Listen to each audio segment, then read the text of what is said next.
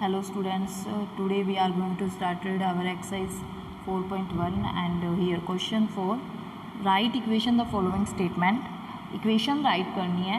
Following statement जो हमें given है उसे रीड करके इससे पहले हमने क्या किया था, जो हमें इक्वेशन गिवन थी उनकी हमने वैल्यू फाइंड की थी एक्स वाई जेड की. सिमिलरली यहाँ पे हमें स्टेटमेंट गिवन है, हमें इक्वेशंस बनानी है. तो फर्स्ट स्टेटमेंट आप देखिए, the sum of number x and 4. The sum of number x and 4, sum का मीन प्लस, किन का sum x and 4 is 9. Is का मीन होता है equal, is mean equal and sum mean plus. तो यहाँ पे जो हमें लाइन में गिवन है वही तो राइट करना है. The sum of number x and 4 is 9. X और 4 का जो सम है वो किसके इक्वल है, 9 के. तो इस तरह से इक्वेशन बनाओगे आप, जो लाइन में गिवन है वैसे वैसे राइट करते रहो. सिमिलरली नेक्स्ट देखिए आप इसका पार्ट, 2 सब्ट्रैक्ट फ्रॉम वाई, यानी कि 2 को सब्ट्रैक्ट करना है किस में से, y में से. y में से क्या सब्ट्रैक्ट करना है, 2. एक चीज़ याद रखिएगा, जब भी फ्रॉम लिखा हो और फ्रॉम के बाद कोई नंबर हो तो हमेशा वो पहले लिखा जाएगा और जो चीज़ सब्ट्रैक्ट करनी है वो बाद में. इसमें काफ़ी कन्फ्यूजिंग रहती है, इसको इस तरह से नहीं लिखोगे 2 माइनस वाई, ये रोंग है. 2 माइनस वाई राइट नहीं होगा, ये रोंग है. हमेशा फ्रॉम के बाद वाला हमेशा कहाँ लिखा जाता है, पहले. 2 वाई माइनस 4, क्योंकि इसमें से क्या किया जा रहा है, 2 सब्ट्रैक्ट किया जा रहा है. इज़ मीन इक्वल 8, किसके इक्वल होगी, 8 के. वाई माइनस 2 अगर हम करते हैं तो किसके इक्वल होगा, 8 के. सिमिलरली नेक्स्ट पार्ट देखिए, 10 टाइम्स. टाइम्स का मीन होता है मल्टीपल, मतलब उसका कितने टाइम मल्टीपल है. यहाँ पे बोला गया है कि 10 टाइम्स ए इज़ 70, मतलब a का जो 10 टाइम है वो किसके इक्वल है, 70 के. यानी कि जो a का जो 10 टाइम, यानी कि a multiply 10 is equal to 70. इस तरह से, मतलब a का जो 10 टाइम होगा यानी कि मल्टीपल, इसको सीधा ऐसे भी लिख सकते हो, 10 इज इक्वल टू 70. ये है आपका 10 टाइम्स. अगर मैं बोलूँ 2 टाइम्स ऑफ 5, मतलब 2 टाइम ऑफ 5 का मीन 2 मल्टीप्लाई 5 कितना होगा, 10. इसी तरह से यहाँ बोला गया 10 टाइम a इज़ 70. नेक्स्ट देखिए, the number b divided by 5. b जो है वो डिवाइड किया जाता है किससे, 5 से. और गिवन हमें क्या हो रहा है, 6. और हमें क्या देता है, गिव हो गया, गेट हो गया. तो इसके लिए हमेशा किसका एक सिंबल आएगा, इक्वल का. हमेशा किसका सिंबल आता है, इक्वल का. एक बार फिर से देखिए, यहाँ बोला गया क्वेश्चन में, the number b divided by 5. जो नंबर है b वो डिवाइड किया जा रहा है किससे, 5 से. और हमें क्या गिव हो रहा है, 6. इसी तरह से नेक्स्ट देखिए आप, 3/4. एक चीज़ याद रखिएगा, जैसे ही किसी नंबर के पीछे th लग जाए इट मीन्स वो क्या है, डिवाइड में. अब 4th है तो 1/4. अगर मैं बोलूँ 1/4 इट मीन्स 1/4, 1/4, यानी कि जो टोटल का 1 पार्ट. हमेशा अपॉन में क्या आता है, ये टोटल. और th किसको रिप्रेजेंट कर रहा है कि ये टोटल है, 4th यानी कि 4th पार्ट में से 1 पार्ट. अभी हमें यहाँ बोला गया 3/4 का मीन क्या होगा, टोटल 4 है और 3/4, इस तरह से. तो याद रखिएगा, जब भी th मिल जाए 3/4, 1/4, 5th, मतलब 1/5, तो 1/5. अगर मैं बोलूँ 1/5 तो ये क्या होगा, 1/5. इस तरह से ही याद रखना है कि टोटल क्या होता है हमेशा नीचे.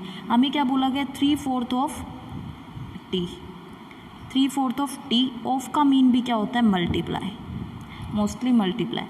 इज़ 15, क्या होगा, इज़ 15, यानी कि 3/4 ऑफ t इज़ 15. इसका mean equal 3/4 t is equal to 15.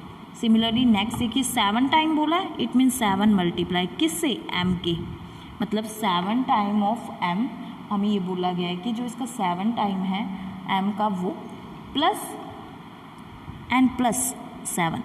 और हमें क्या गेट हो रहा है, 77. एक बार फिर से देखिए, यहाँ बोला गया 7 टाइम ऑफ m, यानी कि किसका 7 टाइम है, m का. तो हम डायरेक्टली लिख सकते हैं 7m प्लस का सिंबल 7 टाइम m में क्या प्लस हो रहा है, 7. और हमें इससे क्या गेट होता है, गेट्स यू 77. मैंने अभी बोला था, गेट्स लिखा हो, गिवन लिखा हो, इज लिखा हो, इट मीन्स किसका सिंबल होगा, इक्वल का. ये हमारी क्या बन गई, इक्वेशन. इस तरह से हमें ये इक्वेशंस बनानी है. नेक्स्ट पार्ट देखिए, 1/4 यानी कि 1/4 ऑफ x, ओके, एंड -4. जैसे जैसे बोला जाए लाइन को मतलब एक एक लाइन वर्ड को आप रीड करते रहो और जैसे हमें गिवन है वैसे राइट करते रहो. गिव्स 4, ये बन गई आपकी इक्वेशंस.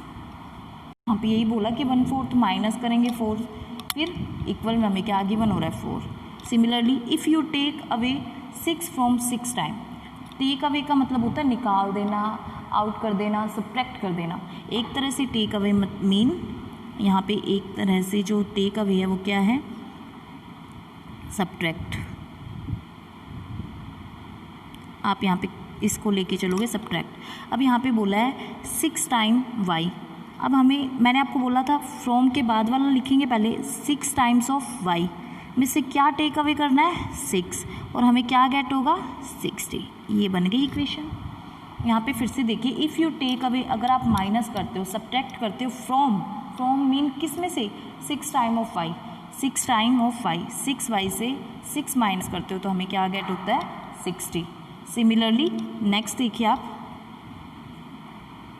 नेक्स्ट जो इसका पार्ट है वो देखिए,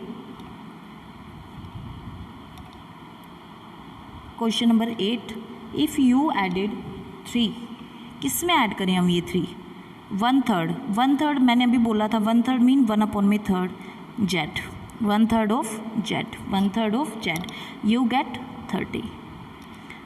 यही इक्वेशन होगी। एक बार फिर से देखिए, यहाँ बोला गया if you added 3 to 1/3 of z, 1/3 of z में आप क्या ऐड करते हो 3, हमें क्या गेट होता है 30। ये इक्वेशन बन गई। इस तरह से था कि अगर आपको स्टेटमेंट गिवन हो तो आप इस तरह से ये इक्वेशंस बनाओगे। इसी तरह हम मूव करेंगे नेक्स्ट क्वेश्चन की तरफ। यहाँ बोला गया है right the following equation in statement form. आपको स्टेटमेंट फॉर्म में राइट करना है। जैसे हमें पहले इक्वेशन स्टेटमेंट गिवन थी, इक्वेशन बनाई थी, अब हमें इक्वेशंस गिवन है, हमें क्या बनानी है स्टेटमेंट। अब मैंने यहाँ देखिए p+4 लिखा हुआ है, first question is equal to 15। अभी हमने सिमिलर ये पार्ट ऊपर किया था यहाँ पे फर्स्ट क्वेश्चन में, द सम ऑफ नंबर, यहाँ पे क्या किया था हमने, the sum of number, it means यहाँ भी सम है तो हम क्या लिखेंगे, द सम ऑफ नंबर, कौन से नंबर, p एंड 4 इज़ क्या है 15। ये आपकी स्टेटमेंट हो गई। इस तरह से the sum of number p and 4 is क्या है 15। p और 4 का जो सम है वो किसके इक्वल है 15 के। इस तरह से आपको ये स्टेटमेंट बनानी है। नेक्स्ट में आप देखिए, इसमें क्या हो रहा है, सब्ट्रैक्ट हो रहा है। क्या सब्ट्रैक्ट हो रहा है, 7 सब्ट्रैक्ट हो रहा है। किस में से हो रहा है, m में से। तो ये सब्ट्रैक्शन वाली हमने सेकंड स्टेटमेंट की थी, 2 subtract from y, it means 7 subtract from m, यही है। एंड इज़ हमें क्या गेट हो रहा है 3, ये आपकी स्टेटमेंट है। 7 सब्ट्रैक्ट फ्रॉम m इज़ 3। अगर हम 7 को सब्ट्रैक्ट करते हैं फ्रॉम में से तो हमें क्या गेट हो रहा है 3। जो हमने ऊपर रीड किया उसी का जस्ट अपोजिट। नेक्स्ट स्टेटमेंट देखिए, 2 टाइम्स है, 2 टाइम हुआ। अगर यहाँ 10 लिखा हो तो 10 टाइम, तो हम क्या लिखेंगे 2 times of 2 times m is 7, मतलब m का जो 2 टाइम है वो क्या है 7। जो हमने रीड किए हैं सेम स्टेटमेंट हमें नीचे दी, मतलब इक्वेशन दी हुई है, स्टेटमेंट ऊपर थी, वैसे ही सिर्फ नेम चेंज है, यानी कि ये डिजिट्स चेंज है, बाकी सेम ही है। यहाँ पे बोला गया m/5, m/5 यहाँ पे अभी लिखा था द नंबर